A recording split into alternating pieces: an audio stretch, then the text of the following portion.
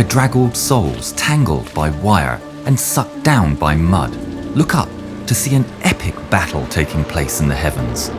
Angels and demons are locked in mortal combat, lifted up on wings of wood, wire, and cloth. A great red beast is seen, whirling and swooping in the sky, spitting fire. It's heralded by all sides in equal measures of fear and awe. His name inspires admiration and dread, and it's heard on everyone's lips. A name that holds as much fame and respect now as it did over a century ago. The Red Baron. The Red Baron. The Red Baron. Manfred von Richthofen was born on the 2nd of May 1892 to a noble Prussian family. He was the eldest son. At the age of 11, he started his military training in the Cadet Corps, where he became known for his fearlessness. He excelled at sport and was a skilled horseman and enjoyed all the outdoor pursuits. At the age of 17, he joined the German cavalry unit as an officer and was assigned to No. 3 Squadron. As hostilities broke out in 1914, Richtofen served as a cavalry reconnaissance officer, but due to the nature of the war, the unit was forced to abandon their horses and instead were serving as dispatch runners and telephone operators. Bored and frustrated, he decided his calling was in the air after seeing the German military aircraft flying overhead. Unable to contain his eagerness and frustration, he applied to Imperial German Army Air Service. In his application he wrote, "I have not gone to war in order to collect cheese and eggs." He was accepted, and in May 1915 he joined the flying service. Initially, he was put into the observer's seat of a bomber. Together with his pilot and good friend, George Zoimer, they embarked on many sorties, dropping thousands of pounds of ordnance into the enemy trenches with little resistance. His first ever air battle would come, though, on September 1st, 1915. While flying over French lines, Richtofen spotted a French Farman aircraft. Zoimer engaged the enemy aircraft, and the two charged into battle. The pair excited for their first ever duel in the sky. Richtofen opened fire with his machine gun, but he could only get 4 rounds before Zoimer made a turn and threw him off. The maneuverability of the bomber proved a serious problem, and the more nimble Farman quickly slipped out of their grasp. They were riddled with machine gun fire, with bullets zipping right through the aircraft's wooden cloth frame. Zoimer turned to evade and escape the volley, with the enemy chasing close behind. They turn and turn and turn. The excitement fades as the men realize they aren't catching the enemy, and the enemy isn't catching them. Both planes find themselves uselessly turning in circles above the French forest. Eventually, the Farman opted to leave, and the battle was over. It was an embarrassment for both young men. When the pair landed back on base, they immediately began bickering over who was to blame for the performance. The ordeal left Richtofen thoroughly discouraged, even thinking he would never fulfill his dream of shooting down a hostile airplane. But just over a week later, he had the chance to amend the wrong. Flying with another pilot, they again spotted a Farman over the fields of Champagne. This time, the pilot flew alongside the oblivious opponent, allowing Richtofen to open up with the machine gun. The enemy quickly lost control and spiraled into the forest below. Richtofen would later write, "I was very proud of my success." On the 1st of October, Richtofen's squadron was transferred to a new base, and while on the train, he realized the man sitting across from him was none other than Oswald Boelcke, the first pilot to ever down 4 enemies. Richtofen couldn't contain his curiosity and struck up a conversation. He asked, "Tell me, how do you manage it?" Boelcke laughed before replying, "Well, it's quite simple. I fly close to my man, aim well, and then of course, he falls down." Richtofen shook his head. "I do much the same, but they don't come down." The two men continued their talk and became good friends. Richtofen reasoned that their difference in success must be because Boelcke is a pilot and Richtofen was an observer. After that day, he decided he would learn to fly. He approached Zoimer, who was now flying Fokker attack planes, and asked him for training. His good friend happily agreed, and Richtofen began his unofficial training in an old two-seater that had been gathering dust in the airfield.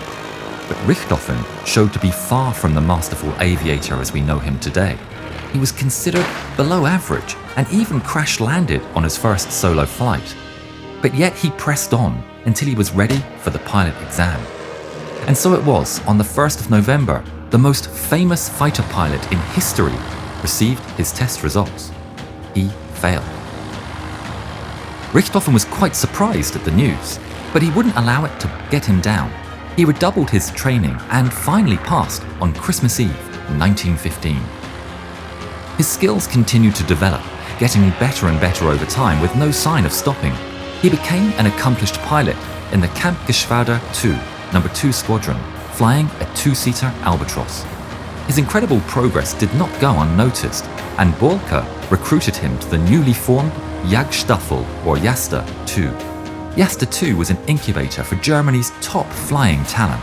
It was led by Boelcke himself, who had been recognized as a genius aerial tactician and a hero in the eyes of the German public. He was way ahead of his time, and his dictates form the foundation of modern aviation battle tactics. He drilled them into the entire Jagdstaffel, and Richthofen's victories began to rack up. Try to secure advantages before attacking. If possible, keep the sun behind you. Always carry through an attack when you have started it. Fire only at close range and only when your opponent is properly in your sights. Always keep your eye on your opponent and never let yourself to be deceived by ruses. In any form of attack, it is essential to assail your enemy from behind.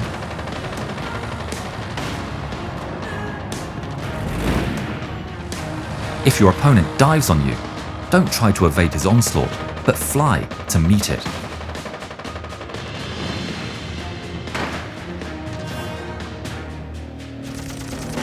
When over the enemy's lines, never forget your own line of retreat.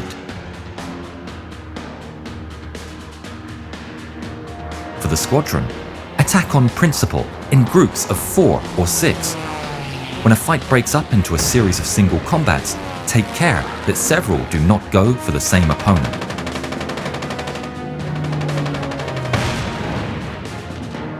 Richtofen received the Blue Max in January 1917 after his 16th confirmed victory. That very same month, he was given command of his own squadron, the Jasta 11. It was at this time that he was inspired to take the daring move to paint his aircraft bright red. In his own words, "For whatever reasons, one day I came upon the idea of having my crate painted a glaring red. The result was that absolutely everyone could not help but notice my red bird. My opponents also seemed to be not entirely unaware." The peak of the Red Barons and his squadron's success came during April 1917, which was also known as Bloody April, where he claimed 22 victories, including 4 in one day. In June, he was given command of JG-1, which included several squadrons, including Jasta 11. JG-1 became famously known as the Flying Circus, due to its bright painted planes and the supporting tents and caravans that formed the mobile camp. On July 6, 1917, Richtofen was hit, causing partial blindness. His aircraft fell into a spin, and he just managed to regain control and land in friendly territory. He underwent several operations, but against doctor's orders, he returned to active service after just 3 weeks. The injury caused him repeated issues, including headaches and nausea. He also suffered a change in mood and temperament, which became much darker. He was forced to take convalescence due to these problems in the late summer, during which time he wrote, "I am in wretched spirits after every aerial combat.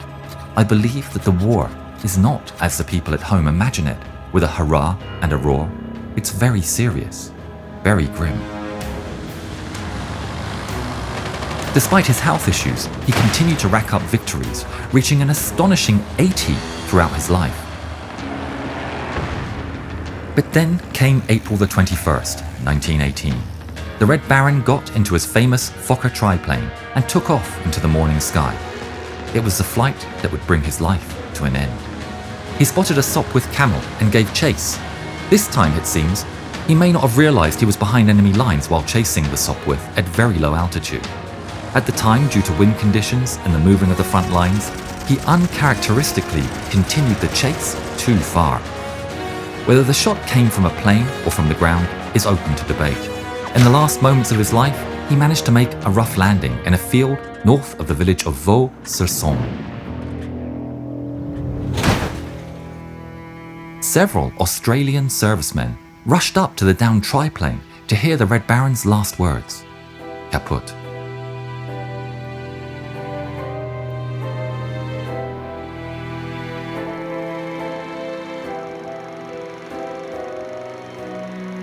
The Red Baron was treated with great respect and was interred with full military honours by the personnel of No. 3 Squadron, Australian Flying Corps. Allied squadrons stationed nearby came to pay their respects. Memorial wreaths were laid, one of which was inscribed with the words, "To our gallant and worthy foe."